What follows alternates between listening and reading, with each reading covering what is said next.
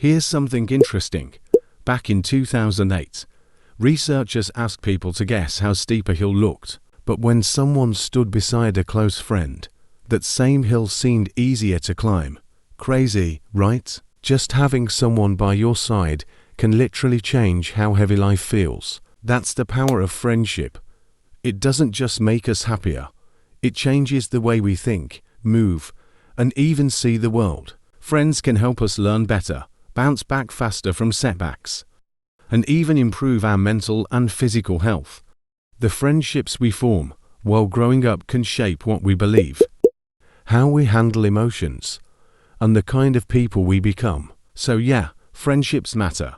But here's the truth, making and keeping friends isn't always easy.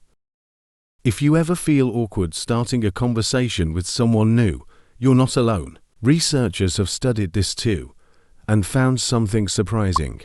When strangers talked for a bit, short chats or long ones, each person had to guess how much the other liked them. Almost everyone rated themselves lower than what the other person actually thought. In other words, people liked them more than they realized. That's what psychologists call the liking gap. We tend to assume we're less liked than we really are. So before meeting someone new, remind yourself, you're probably easier to like than you think. And if you walk into the conversation expecting it to go well, you'll naturally act warmer and more open. That's something scientists call the acceptance prophecy. When you expect connection, you usually create it. And here's another finding. People who made an effort to talk to just one new person each day for a week felt less afraid of rejection and more confident overall.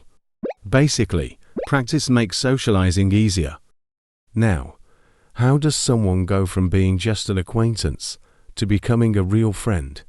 Psychologists say it usually comes down to two things: companionship and closeness. Companionship happens when two people share things, similar interests, values, or goals. Sometimes just being in the same class, team, or community is enough to start that bond.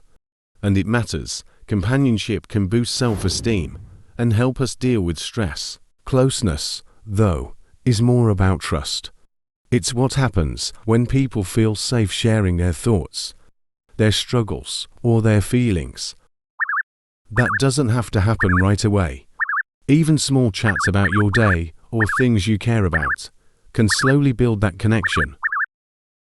Consistency helps too. Keeping plans, checking in, remembering what matters to each other. That's what keeps friendships growing.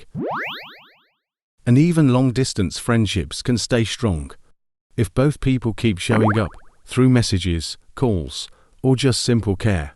Of course, every friendship hits bumps, especially in your teens, when everything feels new and people are changing fast. Sometimes competition, jealousy, or small mistakes can hurt. One friend might get an opportunity the other wanted, or someone says something that crosses a line.